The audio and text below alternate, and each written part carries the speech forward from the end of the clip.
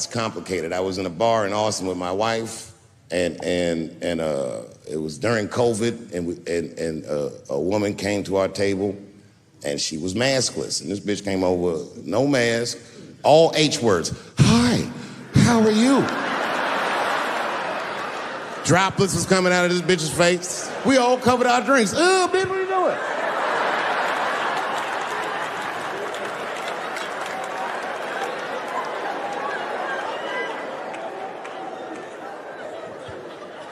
Now, I looked over at the table that she came from, and I peeped game. The men at the table were filming me.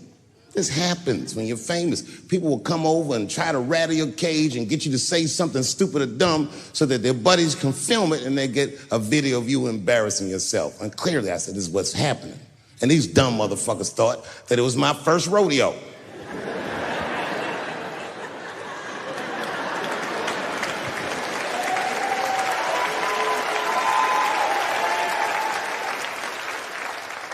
Sadly, it worked. I ran right over there. I said, I pointed right in the camera. I said, you's a bitch-ass nigga for doing this to me.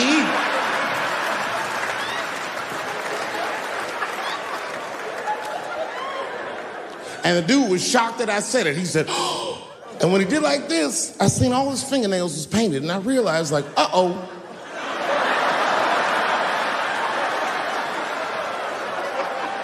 This fella's gay. Now, you know how I talk. I call everybody a bitch-ass nigga, you know what I mean? But that's not a right thing to do if they're gay, you know what I mean? And now I was in trouble. And not only that, the motherfucker was huge. He stood up. He was towering over me. He must have been 6'5", a big, white, corn-fed, Texas homosexual. This nigga was ready to fight. And he started barking on me, but I stood my ground. I wasn't scared. How could I be scared? This motherfucker's shirt was tied up in a knot like this. Oh, fuck this guy. Let's go, nigga, let's go. I thought we were gonna come to blows. I was ready. And then, right when you think we would fight, guess what he did? He picked up his phone and he called the police. And this thing I'm describing is a major issue that I have with that community. Gay people are minorities until they need to be white again.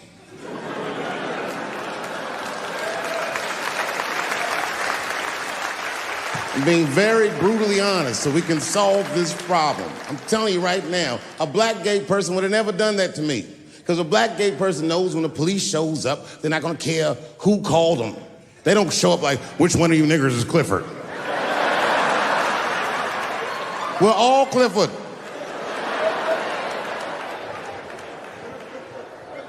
This happens far too often.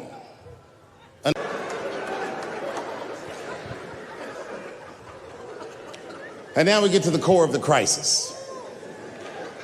What is a woman? What is that in this day and time? Is there even such thing as a woman or a man or anything?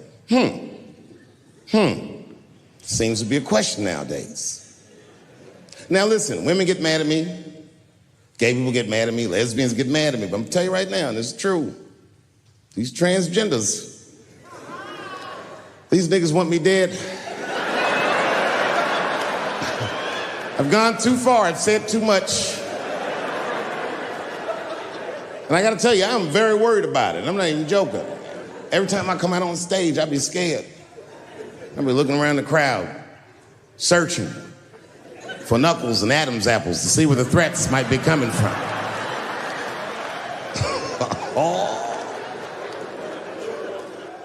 A nigga came up to me on the street the other day. He said, careful, Dave, they after you. I said, what? One they or many theys?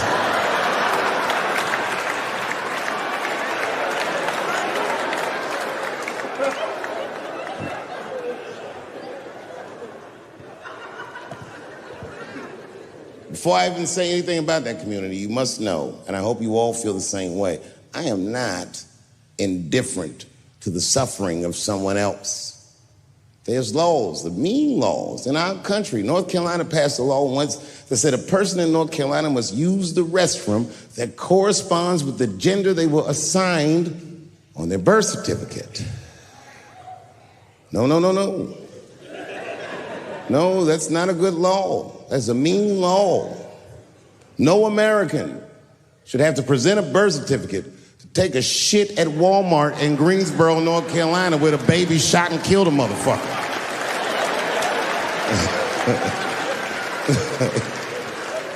You have to ask yourself, if you're thinking about it, who are these laws designed to protect? Like, let's say they designed this law to protect me, my interests. Transphobic comedian Dave Chappelle.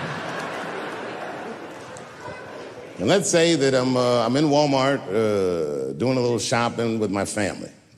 Now, I should tell you, if that ever happens in real life, you should know that my dreams didn't work out.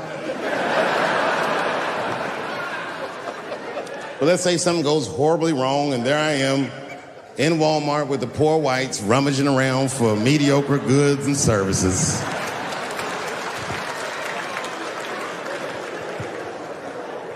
And then I gotta go to the restroom.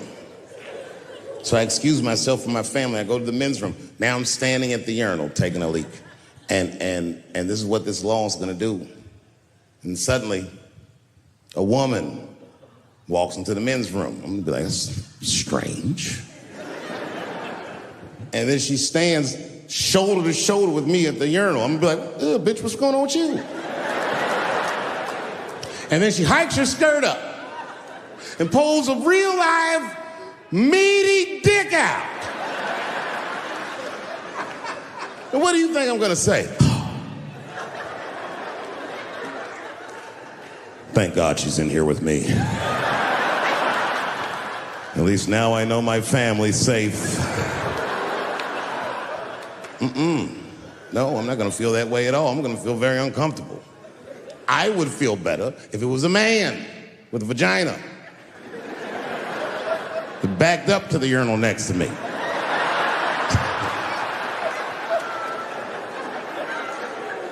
I wouldn't even think about that. I'd just be like, that's funny. This guy is peeing out of his butt for some reason. Oh my God, he must be a veteran. Thank you for your service.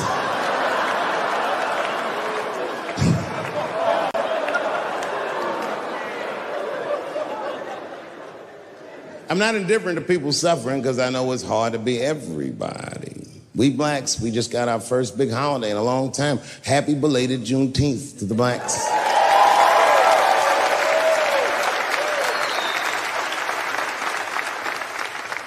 Juneteenth is a strange holiday, isn't it? It commemorates when black people in Texarkana area of the country first found out they were free. But remember, they were free when they found out. They just didn't know it yet. Very, very interesting holiday. You know, I learned something. This is a wild story. I learned this past Juneteenth of a story that's true, and there was a black man who was in South Carolina during slavery who somehow got granted his freedom by his so-called master. And when his master granted him the freedom, he also gave him a plot of land. Now, it turns out this brother was brilliant. He had a good eye, a good knack for farming, and he farmed this plot of land very successfully and made a lot of money. And this is where the story gets crazy. When he got all that money, this nigga bought some slaves. You ever heard this before? This is a true story. Not only was he a slave owner, he became a slave breeder and employed tactics that were so cruel, even white slave owners were like, yo, my man.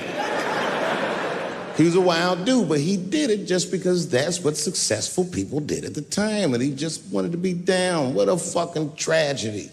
How can a person that went through slavery perpetrate the same evil on a person that looks just like him? It's mind-blowing. And, shockingly, they're making a movie about him. Ironically, it's called Space Jews.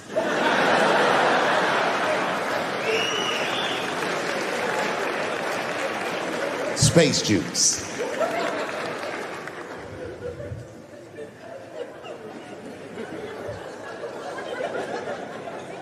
The point of that story is this person was invested in a construct, that was the construct of successful people, and he just followed the roadmap of successful people. He followed what they call an incentive.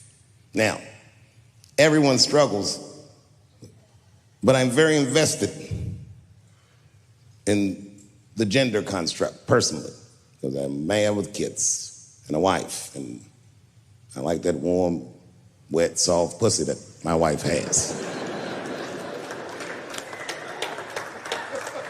This does not mean that I feel like another point of view. Puff Daddy from Bad Boy Records jumped in front of the door. That nigga was like,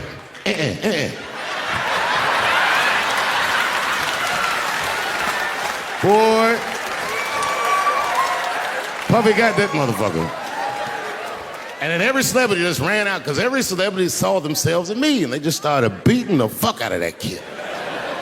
And I know Chris was backstage looking like, nobody helped me.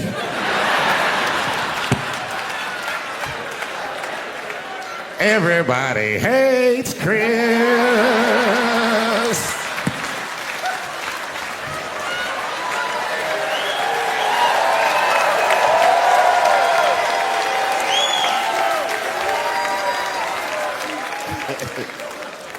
Look, it was way more intense than what you guys might have read. I don't know what you read, but the kid, while we was beating on him, reached in his waistband, pulled out a .22 caliber pistol. That shit was mayhem. Everybody started screaming, oh my God, he's got a gun, he's got a gun. And then I got scared. I was in the back, but I was scared because I knew that everybody that was with me was armed. Yes, if they had shot and killed this kid on stage at the Hollywood Bowl, like I pay you to do, Travis.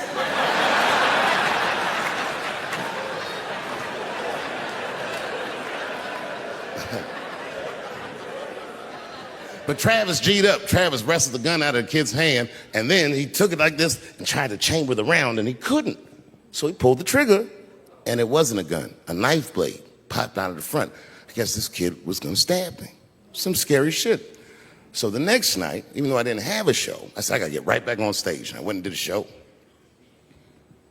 And someone in the audience screamed out, Dave, what happened with the attack? And I didn't know there was journalists in the room. All I said was that this nigga had a knife that identified as a gun. I got 6 more weeks of bad press for that joke. I didn't even do nothing to this nigga. That was not right. That was not right. And then the New York Post went to the jail and interviewed my attacker like he was some kind of hero. And I read that interview. It turns out the entire attack was my fault. Yes, I triggered him. I didn't mean to. I had done jokes about the homeless. It turns out this young man was homeless. And I mean, there's no way I could have known this. But I will say, for a homeless guy, this nigga had incredible seats.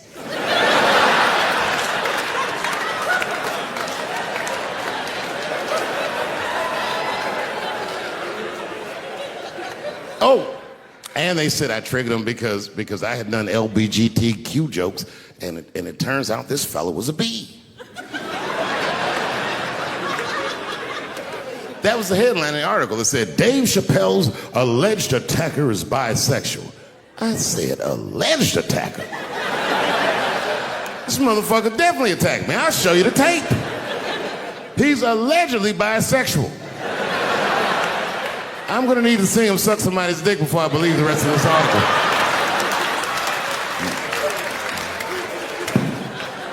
I read that shit in the paper. I was horrified. I was like, oh, bisexual?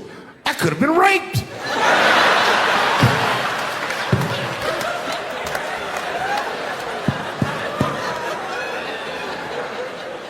No, you know what though? It's not funny because after all that madness ensued, I went to the hotel room. I was by myself and I opened the door and my wife was in there alone. She was sobbing, like sobbing. I said, oh my God, what's wrong with you, bitch? Did you get attacked too?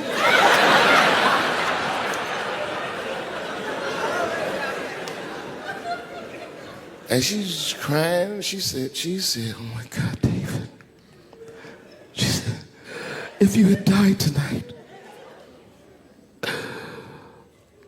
me and the kids would have nothing.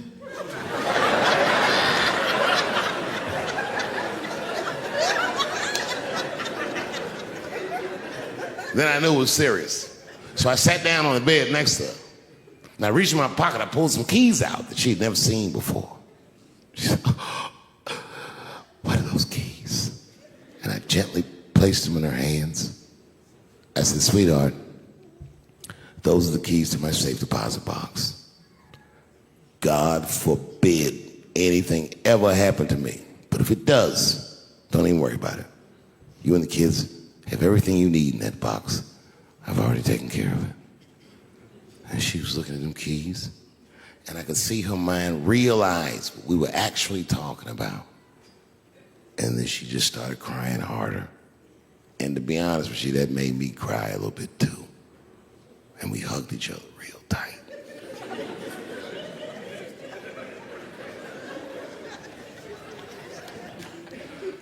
Do you know this bitch looked in the box while I'm alive and well? Who does that? Oh my God. And then she was mad at me. She said, God damn it, David, I opened that box. I said, you did? She said, yes, I did. And there was nothing in there.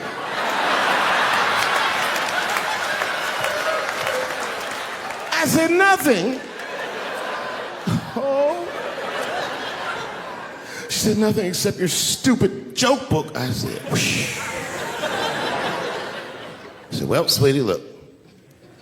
If you tell those jokes exactly how they're written, you and the kids should be fine. They're really good jokes.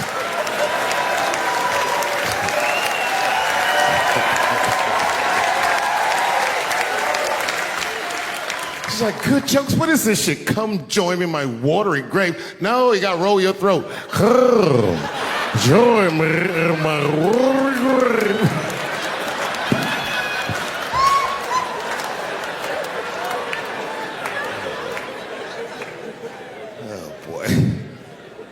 Oh boy. I've been married a long time. I have, man. You know, I talk a lot of shit about my wife, but I love her very much. In fact, you know, you guys wouldn't believe this about me. I'm a jealous husband. It's true. Yeah, let me tell you something. One time I thought my wife was cheating on me. Yes, nigga, yes. That was one of the worst days of my fucking life. I couldn't take it. And I'm embarrassed about it now, but I can talk about it. You know what I did? It's fucked up, but I did do this. I waited. I waited for her to fall asleep. And when I waited a long time, she's Asian. I couldn't tell if she was asleep or not. I was looking at her.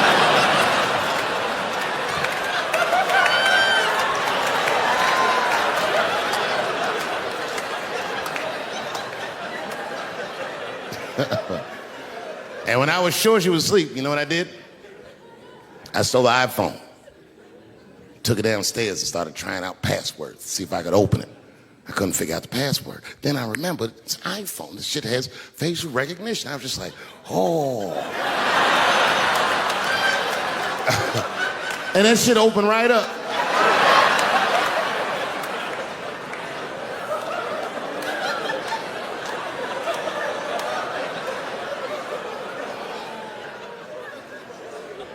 And I saw a text message in there from a fella named Earl. I don't know anybody named Earl. I woke her up out of her sleep. I said, wake the fuck up. Who the fuck is Earl? And she said, David, what are you talking about? Oh, don't you play dumb with me, bitch. I done opened your phone. Who is Earl? And she said, oh my God, David. That's gay Earl from the hair salon. I said, word, what am I, dummy? How am I supposed to know this nigga is gay? And she was calm. She said, read his text and look at his pictures. I started reading the text.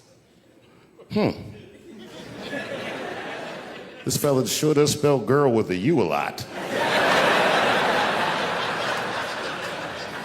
And I switched over and looked at his pictures, and I couldn't believe it. This fella looked gay and still pictures. His mouth was open in every shot.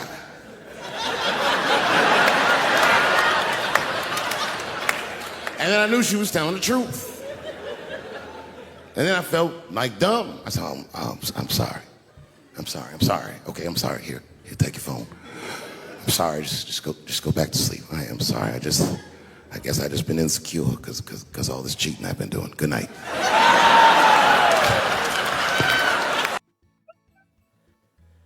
And she didn't let me leave. She said, well, since you want to wake a bitch up. And then she pulled my phone from under her pillow. I said, what the fuck?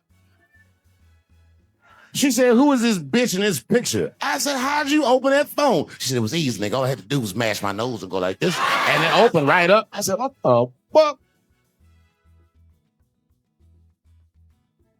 She said, who did this? I said, give me that. That ain't no bitch. This is my friend, Deborah.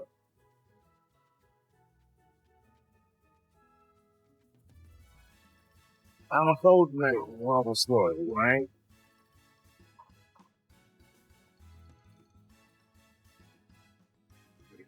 Right, it's a long one, so we'll end it up paying. Better go get a cigarette, all right? I'm not done, but just act like I was the first standing else's back. Thank you very much. Good night.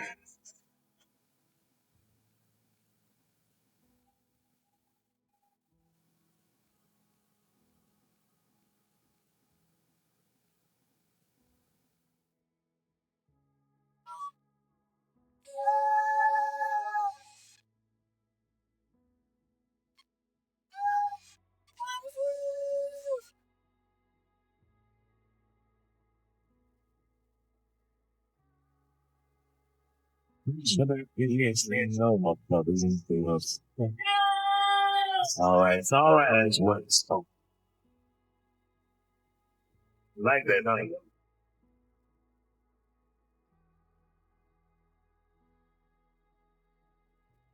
Okay.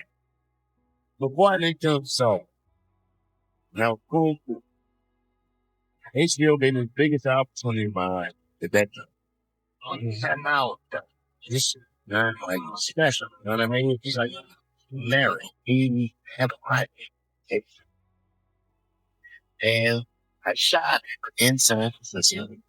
That place smoke road the studio. On the 7-4 film. These brothers who use like that one is so units. Right, that's what he had max the whole shell supposed to be.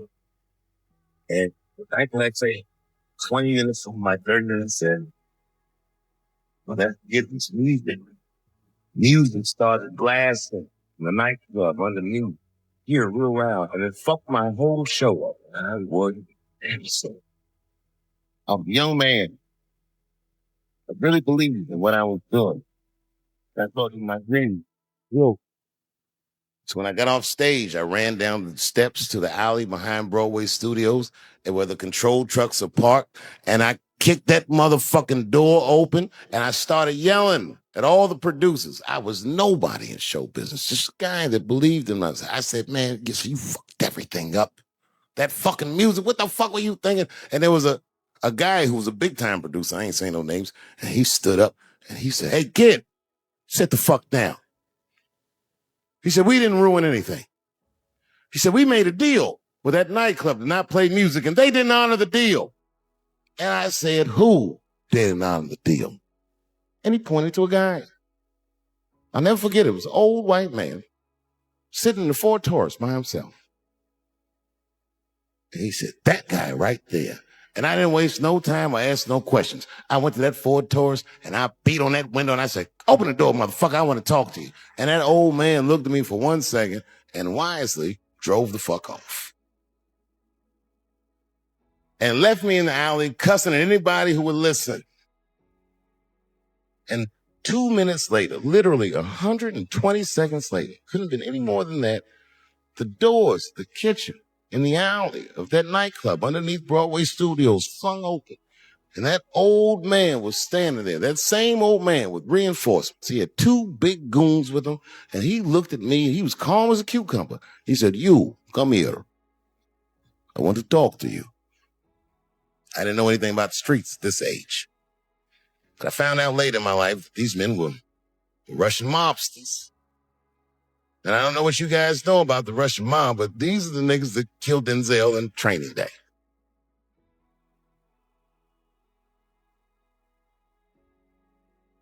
And all the producers knew what I was up against. They said, Dave, do not go in there. And I said, fuck y'all. And I walked right into that kitchen, and they closed the doors behind. I've been married a long time.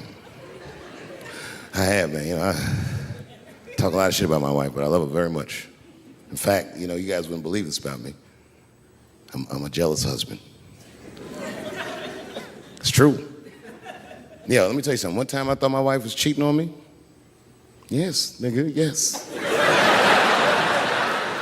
That was one of the worst days of my fucking life. I couldn't take it. And I'm embarrassed about it now, but I can talk about it. You know what I did? It's fucked up, but I did do this. I waited. I waited for her to fall asleep. And when I waited a long time, she's Asian. I couldn't tell if she was asleep or not. I was looking at her.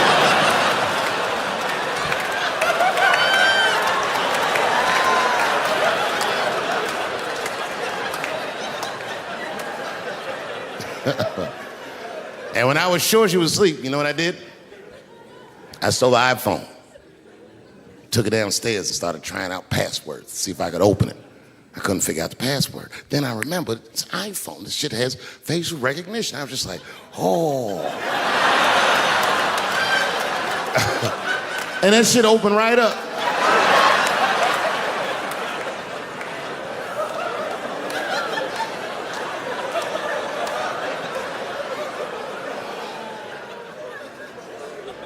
And I saw a text message in there from a fella named Earl. I don't know anybody named Earl.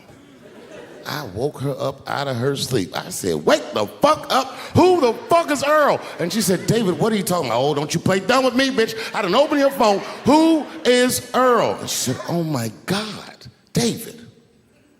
That's gay Earl from the hair salon. I said, word, what am I, a dummy? How am I supposed to know this nigga is gay? And she was calm. She said, read his text and look at his pictures. I started reading the text. This fella sure does spell girl with a U a lot. And I switched over and looked at his pictures, and I couldn't believe it. This fella looked gay and still pictures. His mouth was open in every shot.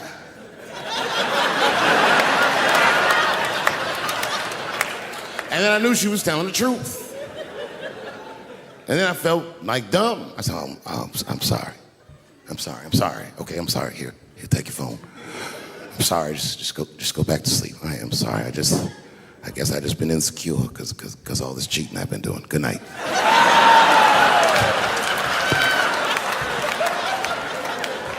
And she didn't let me leave. She said, well, since you want to wake a bitch up, and then she pulled my phone from under her pillow. I said, what the fuck?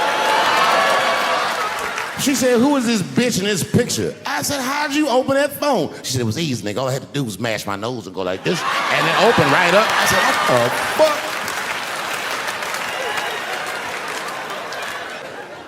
I'm gonna close the night with a long story. Do you mind?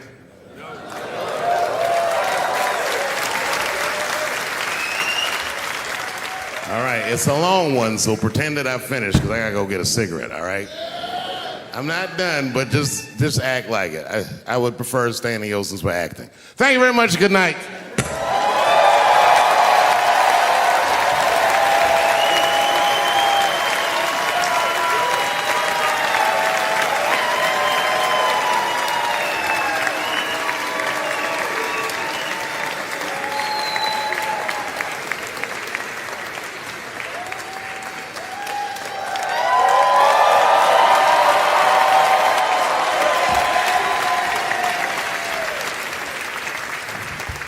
Thanks for not giving me a standing O, motherfuckers. This is the worst. It's all right. It's all right. I just wanted... Before I did Killing Them Softly, when I was 22, HBO gave me the biggest opportunity of my life at that time. They gave me a half-hour special, but this shit was not like a special, you know what I mean? It was like, it was generic. It didn't even have a title. It was just Dave Chappelle. And I shot it in San Francisco at a place called Broadway Studios, which It was on the second floor of a building, and beneath Broadway Studios is a nightclub. And the special was only supposed to be 30 minutes. And I got ready, I practiced, I did all the shit I was supposed to do. And the night that I taped, 20 minutes into my 30-minute set, I'll never forget this, music started blasting from the nightclub underneath. You could hear it real loud, and it fucked my whole show up, and I was devastated. I was a young man. I really believed in what I was doing, and I thought that my dream had been killed. So when I got off stage, I ran down the steps to the alley behind Broadway Studios and where the control trucks are parked, and I kicked that motherfucking door open, and I started yelling at all the producers. I was nobody in show business, just a guy that believed in us. I said, man, you fucked everything up. That fucking music, what the fuck were you thinking? And there was a guy who was a big-time producer, I ain't saying no names, and he stood up, and he said, hey, kid, sit the fuck down. He said, we didn't ruin anything. He said, we made a deal with that nightclub to not play music, and they didn't honor the deal. And I said, who didn't honor the deal? And he pointed to a guy.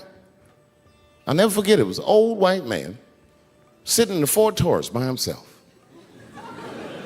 And he said, that guy right there. And I didn't waste no time or ask no questions. I went to that Ford Taurus, and I beat on that window, and I said, open the door, motherfucker, I want to talk to you. And that old man looked at me for 1 second and wisely drove the fuck off. And left me in the alley cussing at anybody who would listen. And 2 minutes later, literally 120 seconds later, couldn't have been any more than that, the doors of the kitchen in the alley of that nightclub underneath Broadway Studios flung open. And that old man was standing there, that same old man with reinforcements. He had 2 big goons with him, and he looked at me, and he was calm as a cucumber. He said, you, come here. I want to talk to you. I didn't know anything about the streets at this age. But I found out later in my life that these men were Russian mobsters. And I don't know what you guys know about the Russian mob, but these are the niggas that killed Denzel in Training Day.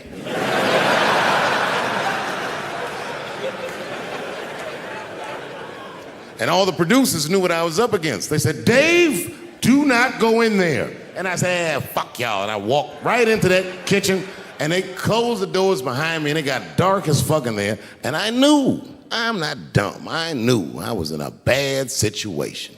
But you have to understand, I believed in what I was doing, and I didn't give a fuck. Just kept cussing at these motherfuckers, telling them how they ruined my life. And that old man couldn't believe that I was talking all this shit. And as soon as I took a breath, he stopped me gently. He said, hey, kid, listen. Your friends lied to you. He said, we made a deal, but your friends never paid me. And when he said that, I realized I was locked in a kitchen.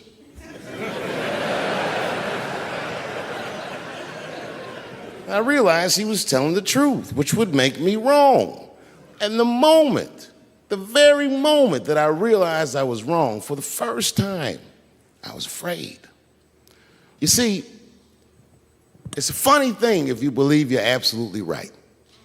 You can get drunk off the feeling of how right you are. That's why gay people are so mean.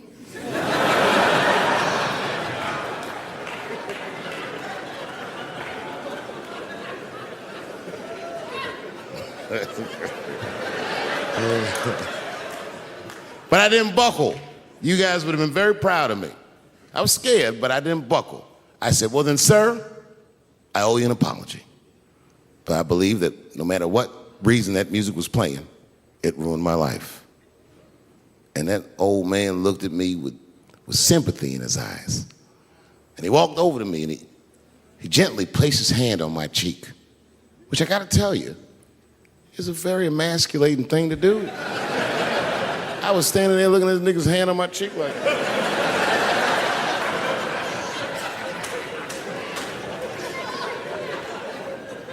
And he said, you are a real man.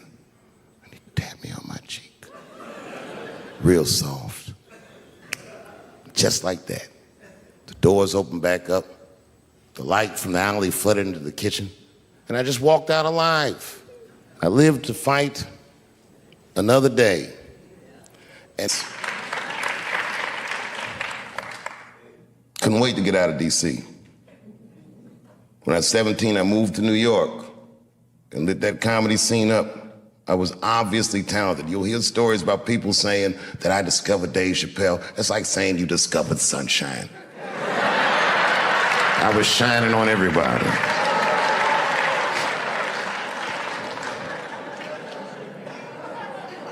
And when I got in that professional world, I was oddly prepared. I had a sense of professionalism. I showed up on time. I did the things that I learned in school to do, just the basics. My career didn't have any direction because I was still so young. And that didn't change for many years. It didn't change until my girlfriend at the time, now my wife, told me she was pregnant. And I was like, you know what? I should really start taking this seriously. When she told me that, before the baby was born, I had done my first HBO special, and then I went to work on a sketch comedy show idea I had, and Chappelle show came out. When my son was still maybe 18 months, he was years old. And I bet on myself. I took less money. I remember that, so I could do what I wanted to do. I said, you don't have to pay me that much, but you can't ever tell me that I can't do what I want to do. I did the first season, I'll tell you, for $300,000. Which sounds like a lot of money, but.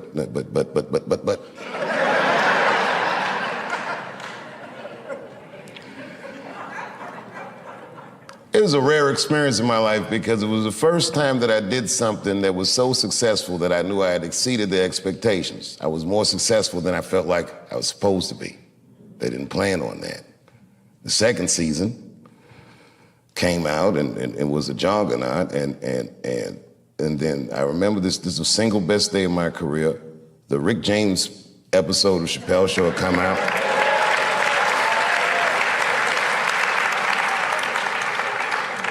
People were going crazy about the Rick James episode. At the same time, the DVD for season 1 of Chappelle Show dropped. It was the first time any television show had ever been sold off air, and it sold 1 million copies in the first day. It was unheard of. To this day, nothing has sold more than Chappelle Show. It's still on the top 10 in Netflix. All those great things happened, and my contract was up. Clearly, I was about to be rich.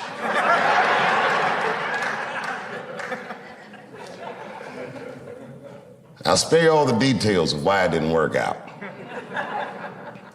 I didn't think so either. That's why I like working for Netflix. I like working for Netflix because when all those bad things happened to me, that company didn't even exist.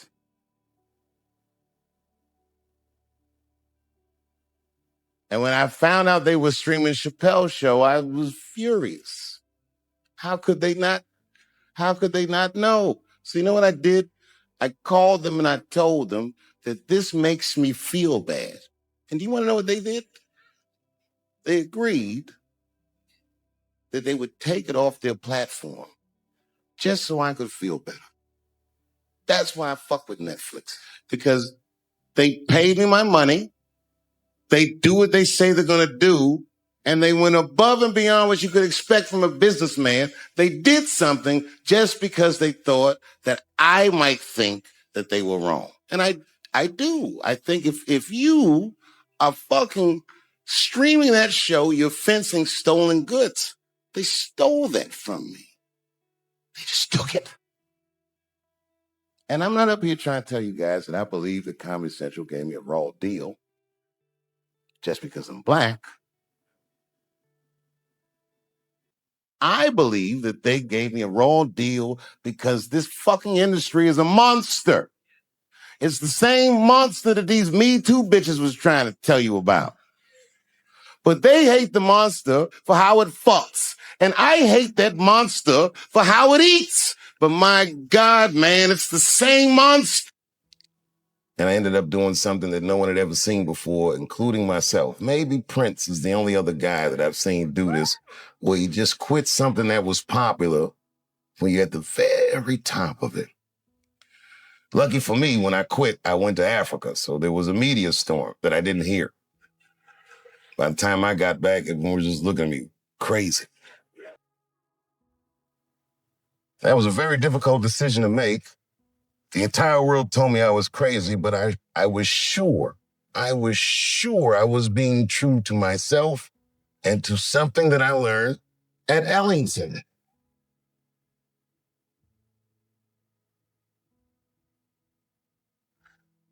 I'm one of those comedians that thought of himself as an artist. I was enamored by what the genre could do. It was like the pictures that I could paint with words and the way I could engage with audiences. I understood as it was happening. I was very lucky to be able to do this. And I protected that. And I knew that if I took the money, they would expect me to behave differently. And I wasn't willing to accept that. So I quit. And when I quit, it was a very difficult time in my life that I'll spare you the detail. But man, fuck show business. It was tough. And then one day I was in Panama City, Panama, and I was at a hotel, and I looked at the lobby. There was a painting of Abraham Lincoln. I will look closer. It wasn't a painting. It was all pennies, just pennies on a black canvas arranged into the face of Abraham Lincoln. And I asked the guy, I said, how much is that painting worth? He said, $600,000, sir. And I looked at the pennies that made up the painting, and I was like, that's like $300 worth of pennies.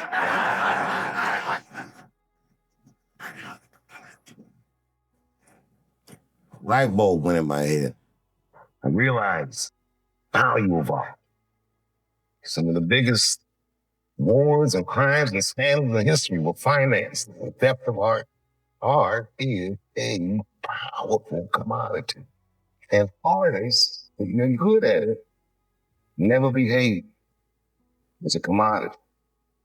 It's a tough one.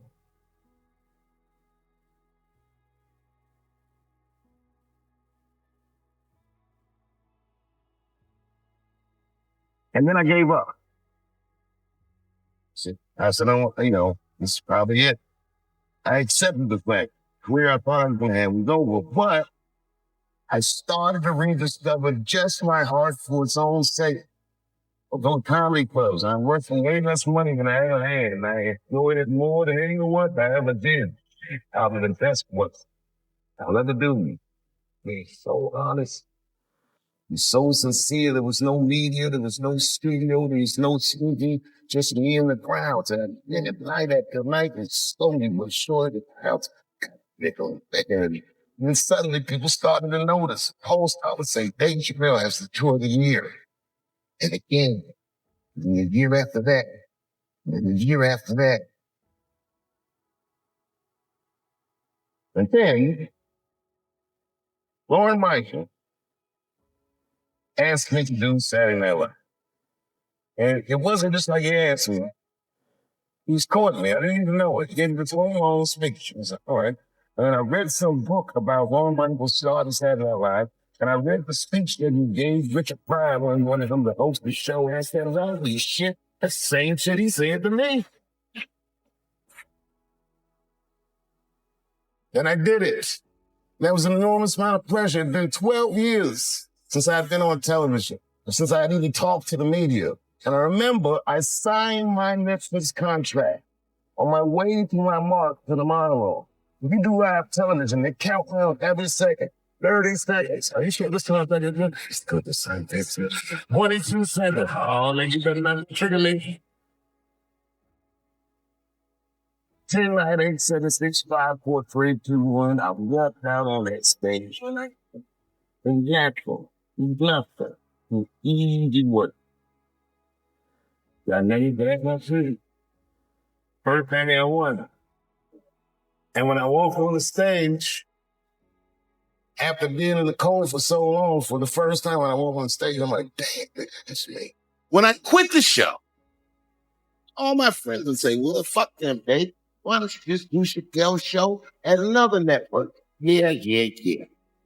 And why doesn't a slave run from one plantation to another plantation? Because the master over there might be nicer. My God, man, I was strapped. Tell you the truth. Tell you the truth. I've even thought about coming back, doing another Chappelle show. Well, but if I do, I can't call it Chappelle show because my name and likeness is being used by them in perpetuity throughout the universe. It's in the contract.